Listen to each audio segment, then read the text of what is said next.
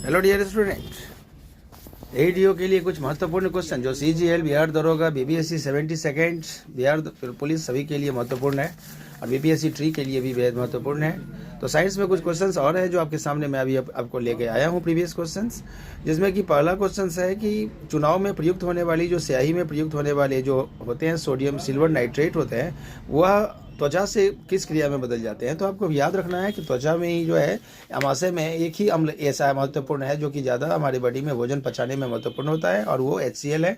और HCl के साथ जब सिल्वर नाइट्रेट को जब रिएक्ट करिएगा तो पूछ रहा है कि सिल्वर नाइट्रेट त्वचा से किस क्रिया में बदल जाता है। तो याद रखिएगा कि सिल्वर नाइट्रेट जब सोडियम हाइड्रोक्लोरिक एसिड के साथ अभिक्रिया करेगा तो वह सिल्वर क्लोराइड बना देगा। तो कुल मिलाकर के सिल्वर क्लोराइड आंसर होगा। उसके बाद डियर स्टूडेंट एक बहुत महत्वपूर्ण क्वेश्चन आगे है अगली कड़ी में कि ये बिल्कुल जो है सो चलती गाड़ी में बैठे व्यक्ति की ऊर्जा कैसी होगी, स्थितिज ऊर्जा, गतिज ऊर्जा या फिर स्थितिज और गतिज ऊर्जा दोनों। तो याद रखिएगा स्थितिज और गतिज ऊर्जा दोनों होगी, क्योंकि इस ट्रेन के अंदर जो एक व्यक्ति दूसरे व्यक्ति के रूप में जो रहते हैं तो वहाँ स्थितिज ऊर्जा होती है, लेकिन बाहर वाले व्यक्तियों के लिए वो गतिज ऊर्जा। तो कुल मिलाकर के स्थितिज और गतिज ऊर्जा दोनों हो गई जब ट्रेन में जो चलती गाड़ी में जो बैठे व्यक्ति होते हैं उनके लिए। और स्थितिज और गतिज ऊर्जा का योगफल ही यांत्रिक ऊर्जा होती है। तो ये भी याद रखना है कि मैकेनिकल एनर्जी बराबर होता है potential energy plus kinetic energy. अगला क्वेश्चन है कि गुरुत्वाकर्षण के सार्वभौमिक विषय का प्रतिपादन किसने किया। तो याद रखना है न्यूटन साहब ने किए थे, यानी न्यूटन साहब को ही गुरुत्वाकर्षण का जनक कहा जाता है। उसके अलावा एक है कि चंद्रमा में से यदि किसी पिंड को पृथ्वी पर लाया जाए तो उसमें क्या होगा। तो याद रखिएगा पृथ्वी पर लाया जाए तो वहाँ पर ऑप्शंस केवल पहला ऑप्शन है द्रव्यमान घट जाएगा, द्रव्यमान बढ़ जाएगा, द्रव्यमान अपरिवर्तित हो जाएगा या फिर भार अपरिवर्तित हो जाएगा। तो याद रखना है कि द्रव्यमान जो होता है वो हमेशा रिमेन्स कांस्टेंट होता है और स्थिर होता है, मास रिमेन्स कांस्टेंट। तो ये आपका द्रव्यमान अपरिवर्तित हो जाएगा।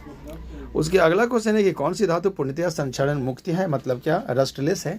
तो याद रखना है कि सोना ही एक ऐसा है जो रस्टलेस है, यानी उसमें जंग नहीं लगेगा और सोना सबसे मोस्ट मेलिएबल होते हैं, पतला से पतला तार खींचा जा सकता है यानी AU। उसके बाद का अगला क्वेश्चन है कि धोने का सोडा जो होता है वॉशिंग सोडा उसका सूत्र क्या होता है। तो अगर Na2CO3.10H2 है तो वो आंसर होगा, नहीं तो फिर Na2CO3 सोडियम कार्बोनेट होगा।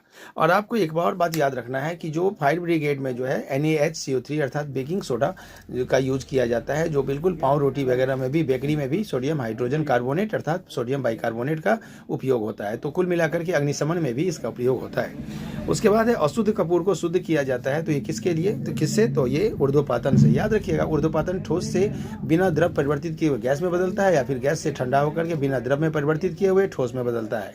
तो नेफ्थलीन भी और ये उसका उदाहरण है